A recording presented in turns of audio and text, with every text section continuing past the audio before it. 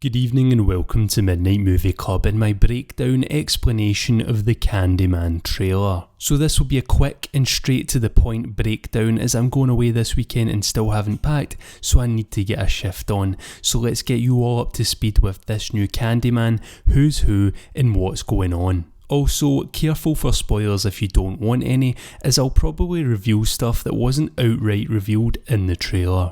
So right off the bat we meet baby Anthony from the first film, all grown up, being played by Yahya Abdul. If you don't know who he was the baby from the original film who was kidnapped by the Candyman in the Cabrini projects.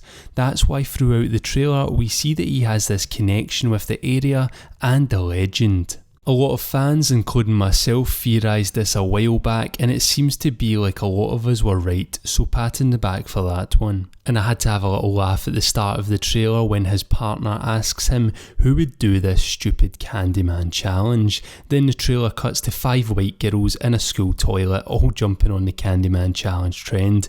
Makes sense that a challenge like this would be going around in modern day. With all the social media and stuff, it would spread rapid. Anyway, we see all these girls are dispatched of rather quickly by the Candyman, while a poor innocent girl who wasn't part of it listens on from a cubicle. She'll probably get the blame for the murders. 5 white girls all die in the girls' toilets. The only survivor is a black girl. She's definitely getting the blame. We can really see the Peel social commentary coming through early on in this one. Whether you think that's a good thing or a bad thing is up to you.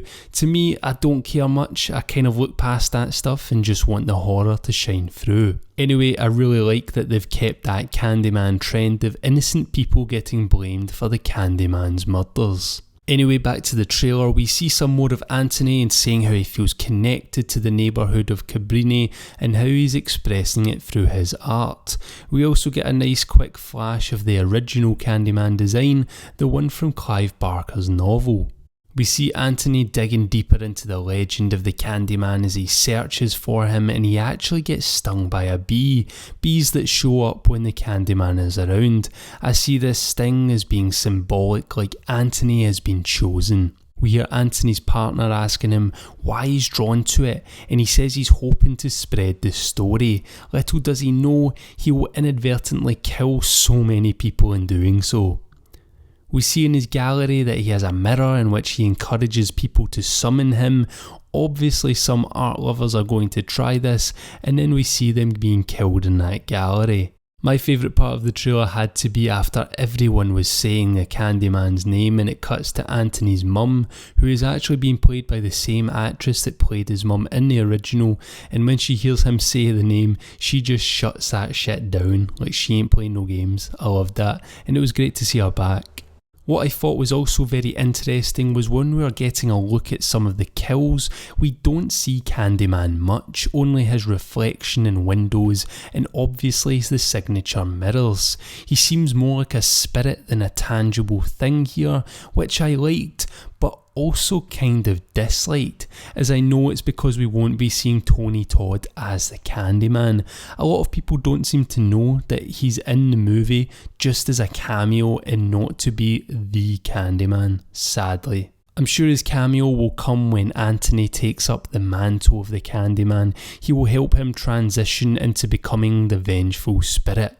Anyway, we eventually see Anthony coming back to his senses when he realises he's made a mistake digging into this and making it a well-known story again.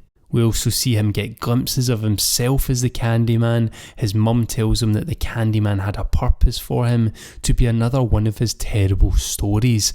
I thought that was a really cool line and a really nice delivery from her. We then see Anthony in what looks like a Candyman get-up as he seems to be getting his hand chopped off, which will be replaced by a hook, the one we get a quick look at in the shot prior. Then after this, we see a church where we see a woman sitting on the right hand side, and I am sure that this may well be Helen Lyle from the original, as we have heard that she will be making a cameo as well.